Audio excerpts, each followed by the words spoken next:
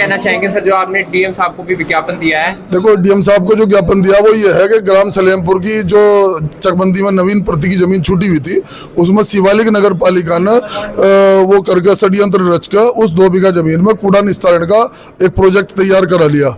हमारे डीएम साहब से मिले कि जब तक भू प्रबंधन समिति जो ग्राम पंचायत उसकी मालिक है उसका प्रस्ताव ना हो तब तक उस काम को रोक दिया जाए, अन्यथा जो है गांव में इतना विरोध है कि वहां उनके साथ कोई भी घटना घट सकती है, वहां झगड़ा हो सकता है, लाइन ऑर्डर को खतरा हो सकता है। तो इसलिए डीएम साहब से आज रिक्वेस्ट की, इन्होंने जो है फिलहाल उस काम को रोक दिया। और हम कह रहे हैं कि अगर भू प्रबंधन समिति अपनी मर्जी से प्रस्ताव करके देती है कूड़ा निस्तारण के लिए जमीन को तो हमें कोई आपत्ति नहीं, लेकिन पूरा गाँव नाराज है, भू प्रबंधन समिति भी नाराज है कि शहर का कूड़ा हम अपने सर क्यों ले।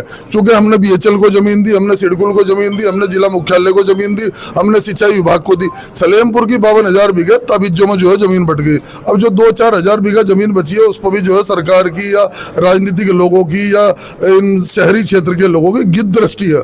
हम उस जमीन में अपनी में जो नवीन पड़ती है उसमें स्कूल या कोई अस्पताल खोलना चाहते हैं, उसे हम शहर के कूड़ा निस्तारण के लिए कतई किसी कीमत पर नहीं देंगे। यदि डीएम साहब ने हमारी बात को सुना और उस पर एक्शन लिया है, रोक दिया काम, लेकिन फिर भी यदि किसी शासन प्रशासन के दबाव में यदि हमारे खिलाफ उसमें कूड़ा निस्तारण का निर्माण होता है तो हम उसे बलपूर्वक भी रोकेंगे और हम उसमें जान बिल्कुल दे देंगे। हम उसके लिए धरना प्रदर्शन, सड़कों पर लाठी गोली खाएंगे और जेल जाएंगे, लेकिन वहाँ कूड़ा निस्तारण का काम नहीं होने देंगे। धन्यवाद। आप क्या कहना चाहेंगे जो आपने डीएम साहब को विज्ञापन दिया? मैं ये कहना चाहता हूँ, जो ये कूड़ादान जो बनना है ये गलत बनना है।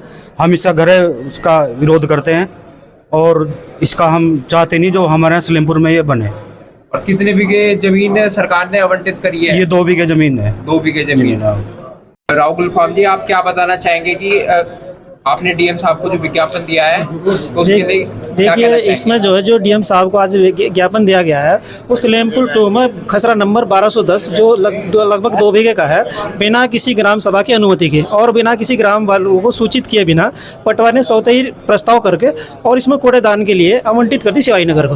देखिए, हमारा गाँव शिवाजी नगर पंचायत में नहीं है, हमारी अपनी पंचायत है और हमारे यहाँ से अगर कोई भी किसी भी जगह बिना परमिशन के, यानी कि ग्राम वासियों के या प्रधान को या जो मेंबर्स है भूमि प्रबंधक समिति है, बिना उनकी अनुमति के ये प्रस्ताव अवैध है, इसकी कोई मान्यता नहीं है। दूसरी बात यह है कि जो उससे पड़ने वाली बीमारियाँ हैं, जो सांस की बीमारी है, आपकी बदबू की बीमारी है और जैसे जैसे मच्छर मलेरिया वगैरह की जो बीमारी है वो बढ़ेगी, तो उससे तो गांव को नुकसान है। और सबसे बड़ी बात यह है कि जो सलेमपुर और रोशनाबाद का जो गांव है उसके मेन सड़क है, इसमें मतलब 2 गांवों को एक सड़क जोड़ती है और उस सड़क को जोड़ने बिल्कुल ऑन रोड ये प्लांट लगा रहे हैं।